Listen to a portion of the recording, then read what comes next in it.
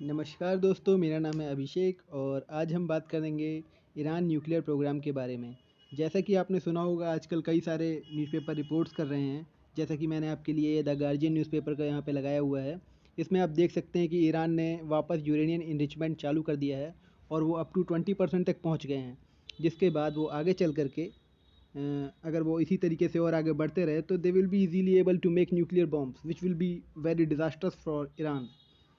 हम इसके बारे में थोड़ा बात करेंगे और देखेंगे कि इसका इंडिया के ऊपर क्या इम्पैक्ट पड़ सकता है। जैसा कि आप ये देख सकते हैं, कासिम सुलेमानी की मैंने आपके लिए फ़ोटोज़ लगा दी हैं। ये ईरानियन कुर्दिश फोर्सेस के पहले कमांडर हुआ करते थे और ये 1 साल पहले इनको अमेरिका और इसराइल ने मिल करके ईरान में ही मार दिया था। जिसके बाद से ईरान काफ़ी गुस्सा चल रहा है अमेरिका से, और ईरान ने काफ़ी बार ट्राई किया है अमेरिका के ठिकानों पर अटैक करने के लिए, पर वो हालांकि सक्सेसफुल नहीं हो पाए हैं। बट इसकी वजह से क्या हुआ कि इंडिया के ऊपर काफ़ी प्रेशर पड़ गया है, क्योंकि इंडिया का INSTC के बारे में अगर आपने कभी नाम सुना हो, international north south transit corridor, जो कि हम BRI के अगेंस्ट में इंडिया ने अपना चालू किया हुआ है, उसके ऊपर काफ़ी इफेक्ट पड़ रहा है। क्योंकि अमेरिका के प्रेशर की वजह से इंडिया अपना INSTC सही से खुल करके वहाँ पे रोल प्ले नहीं कर पा रहा है, क्योंकि इंडिया को भी डर है कि हमारे ऊपर अमेरिका सैंक्शन लगा सकता है। तो इस वजह से हम काफ़ी प्रेशर में आ गए थे और हमें INSTC को बीच में रोकना पड़ा। आइए हम देखते हैं कि थोड़ा जानने की कोशिश करेंगे कि कैसे ईरान ने JCPOA के बारे में आपने ज़रूर सुना होगा। अगर आप इंटरनेशनल पॉलिटिक्स में थोड़ा सा भी अपना वहाँ पे आप इंटरनेशनल पॉलिटिक्स पे फोकस करते हैं तो आपने ज़रूर JCPOA के बारे में सुना होगा, joint comprehensive plan of action. ये ईरान ने साइन किया था 2015 में विथ P5+1 कंट्रीज़। ये P5 कंट्रीज़ वो हैं जो जिनको यूनाइटेड नेशंस में वीटो पावर्स अवेलेबल हैं। कौन कौन सी कंट्रीज़ हैं, जैसा कि आप जानते होंगे, UK, US, फ्रांस, रसिया और चाइना, +1 जो है वो है जर्मनी। तो इन 6 कंट्रियों ने मिल करके ईरान के साथ में 2015 में JCPOA साइन किया था, ताकि ईरान जो है वो यूरेनियम इनरिचमेंट ना कर पाए, नहीं तो वो न्यूक्लियर एटम बम बना पाएगा। तो उससे रोकने के लिए 2015 में ये एग्रीमेंट साइन हुआ था।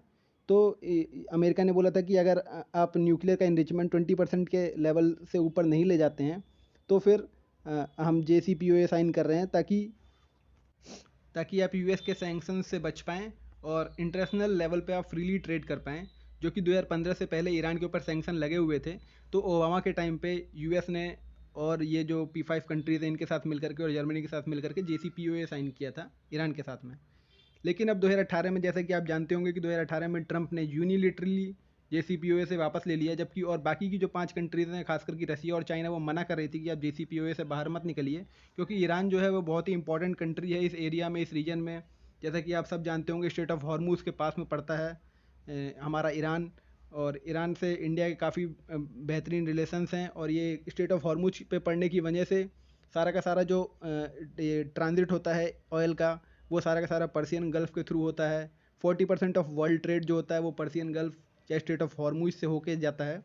तो अगर ईरान के साथ, अगर हम ईरान के ऊपर ज़्यादा प्रेशर डालने की कोशिश करेंगे तो ईरान यहाँ पर कोई वायलेंट एक्शंस ले सकता है, जिसकी वजह से क्या होगा, पूरी दुनिया के ऊपर इसका इफेक्ट पड़ेगा।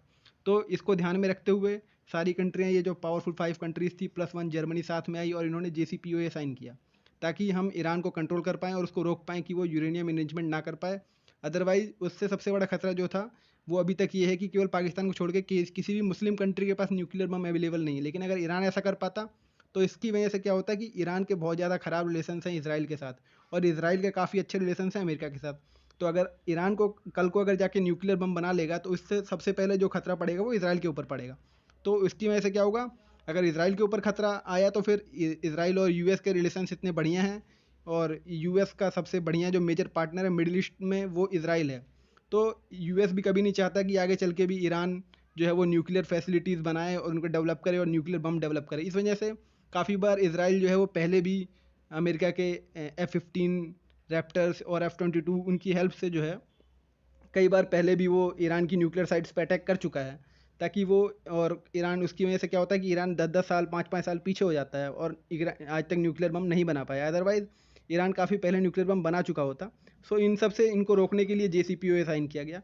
बट 2018 में, जैसा कि मैंने आपको बताया अभी, डोनाल्ड ट्रंप अपने आप यूनिलेटरली उन्होंने वापस ले लिया। तो इसकी वजह से क्या हुआ कि ईरान फिर से अब ये सारी P5 कंट्रीज़ और जो जर्मनी है इनके ऊपर प्रेशर बनाना चाहता है कि हमें वापस JCPOA में शामिल किया जाए, अदरवाइज़ हम न्यूक्लियर बम बनाना शुरू कर देंगे। इसकी वजह से क्या हुआ है कि कई सारी ये जो P5 कंट्रीज़ हैं, इन्होंने काफ़ी सारे अलग अलग रास्ते अपनाए कि यूएस के जो सैंक्शंस हैं उनका इम्पैक्ट ना पड़े ईरान के ऊपर। इस वजह से यूरोपियन यूनियंस ने अभी तक ईरान को ट्रेड करने के लिए अलाउ किया हुआ है। पर अब ईरान क्या कह रहा है? ईरान कह रहा है कि क्योंकि 2018 में डोनाल्ड ट्रंप ने हमसे बिना पूछे यूनिलेटरली एक्शन लेते हुए JCPOA से बाहर कर दिया था हमें, इस वजह से हम यूरेनियम इनरिचमेंट कर रहे हैं और हम न्यूक्लियर बम बनाएंगे। हालांकि अभी 20% पे ईरान पहुंचा है और उसको 90% तक पहुंचना पड़ेगा अगर वो न्यूक्लियर बम बनाना चाहता है। लेकिन ईरान ने ऑलरेडी इतना सारा वर्क कर लिया है कि उसको बहुत कम टाइम लगेगा। विद इन 1 और 2 ईयर्स अगर वो अपनी फुल स्पीड में काम करे तो ईरान 1 और 2 ईयर्स में न्यूक्लियर बम बना लेगा। तो अगर कभी भी ऐसा होता है तो वो बहुत ही खतरनाक होगा पूरी दुनिया के लिए। इसलिए अब डोनाल्ड ट्रंप जब से यूएस का इलेक्शन हुआ है वो चले गए हैं, और जो बिडेन जो कि नए प्रेसिडेंट बने हैं यूएस के, वो वापस से, जहाँ तक अभी हम अगर देख सकते हैं इंटरनेशनल पॉलिटिक्स में ऐसा चल रहा है कि वापस जो बिडेन है वो वापस JCPOA में ईरान को शामिल करेंगे, ताकि और वापस टर्म्स एंड कंडीशंस ऐसे सेट करेंगे ताकि वो न्यूक्लियर बम ना बना पाए। तो आप ये जो अगल बगल की ईरान की नेबरिंग कंट्रीज़ हैं उनको याद कर सकते हैं, क्योंकि ईरान की जो लोकेशन है वो बहुत ही इंपॉर्टेंट है। और जैसा आप जानते होंगे इंडिया का INSTC भी यहीं से होकर गुजरता है। तो आप देख सकते हैं इंडिया का ईरान के साथ डायरेक्ट बॉर्डर नहीं लगता है, पर हम सी के साथ उनसे कनेक्ट हैं ईरान के साथ, और हम एक पोर्ट भी डेवलप कर रहे हैं ईरान का। अगर किसी को पता हो तो कमेंट बॉक्स में ज़रूर बताएं। अब जो हम ईरान के बारे में बात कर रहे हैं और न्यूक्लियर एटम बम के बारे में बात कर रहे हैं, और हम न्यूक्लियर इनरिचमेंट और यूरेनियम इनरिचमेंट के बारे में बात कर रहे हैं, तो हमें एक बार हम IAEA के बारे में भी जान लेते हैं, जो कि एक बहुत ही इंपॉर्टेंट बॉडी है और ये नज़र रखती है पूरी दुनिया के ऊपर कि कौन सा जो देश है वो पीसफुली यूज़ कर रहा है यूरेनियम का, ताकि न्यूक्लियर बम बनाने की कोशिश ना हो पाए। मतलब पीसफुल यूज़ IAEA ने अलाउ किया हुआ है, लेकिन अगर कोई भी देश ऐसा चाहता है कि वो बम बनाए तो उसके लिए IAEA जो है वो उसके ऊपर यूनाइटेड नेशंस में उसको ले जाएगा और उसके ऊपर आगे चल के सैंक्शन भी लग सकते हैं। तो जैसा कि आप देख सकते हैं 1957 में बॉडी बनी थी और इंडिया जो था वो इसका एक फॉर्मिंग मेंबर है। सो हमने 1957 में ये साइन कर लिया था, और करंटली इसमें 172 मेंबर्स हैं, जिसमें कि इंडिया भी है, पाकिस्तान भी है, चाइना भी है, और जितनी भी मेजर कंट्रीज़ का नाम आपने सुना होगा वो सारे के सारे इसके मेंबर्स हैं। और ईरान भी इसका मेंबर है, इसलिए IAEA वाले जो हैं वो ईरान में आते रहते हैं और वो देखते रहते हैं, तो उन्हें पता लगता रहता है कि ईरान वाले जो हैं वो कभी भी न्यूक्लियर बम बना सकते हैं। ऐसा वो IAEA वाले कई बार बता चुके हैं। और ये बहुत ही इंपॉर्टेंट क्वेश्चन हो सकता है कि हेडक्वार्टर कहाँ पर है IAEA का, इसलिए आप लोग याद कर लीजिए कि ये वियना ऑस्ट्रिया में पड़ता है।